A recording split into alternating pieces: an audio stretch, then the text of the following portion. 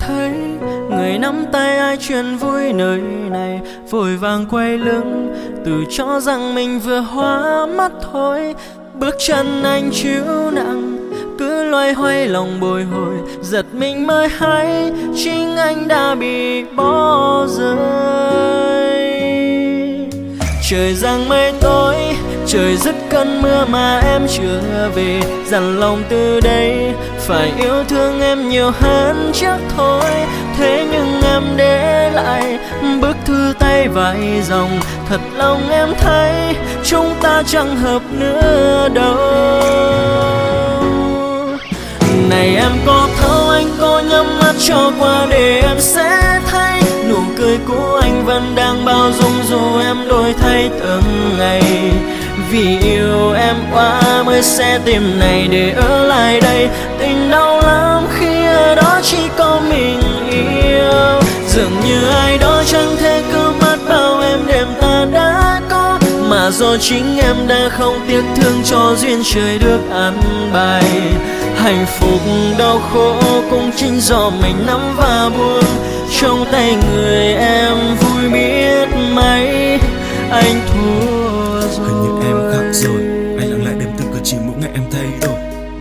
Đêm trôi qua lòng buồn thế, anh không muốn nghe thêm vài ba câu chuyện về em mà bạn anh nhìn thấy kể tận mắt nhìn thấy người ta ôm vai em gầy. Anh đứng đây làm trào dâng như điệp khúc bản tình ca anh viết tặng em ngày đầu tiên vậy. Là vì yêu, là vì thương, là vì anh còn khao khát có em và một cuộc sống bình thường. Người ta mang cho em những thứ em cần, còn anh kiếm cầm ca có lẽ nên tập cách sống rồi an phận. Lặng nhìn em dần xa đi, nước mắt nhòe lệ hoen tràn bờ mi.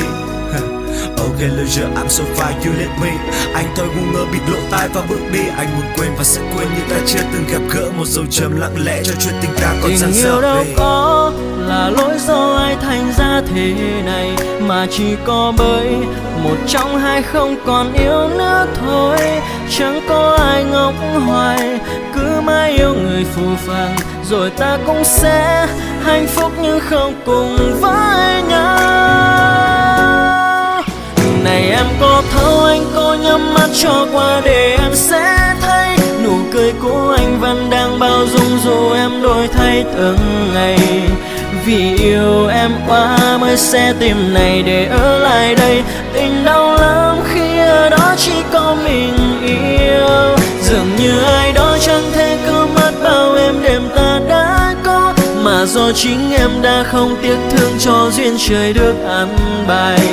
Hạnh phúc đau khổ cũng chính do mình nắm và buông, trong tay người em vui biết mấy anh thua rồi. Người ta có biết em đã gắn bó bên anh ngần năm tháng ấy, người ta có yêu em thương em chiều em nhiều như anh không vậy. Mà thôi em hãy cứ bước đi, chẳng cần thương tôi thay, chẳng cần thấu tim anh nói trong những lời ca. Này em có thấu anh có nhắm mắt cho qua để em sẽ thấy nụ cười của anh vẫn đang bao dung dù em đổi thay từng ngày. Vì yêu em quá mới sẽ tìm này để ở lại đây. Tình đau lắm khi ở đó chỉ có mình anh.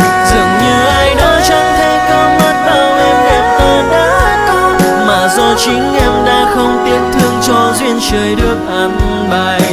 Hạnh phúc đau khổ cũng chính do mình nắm và buông, trong tay người em vui biết mấy anh thua rồi.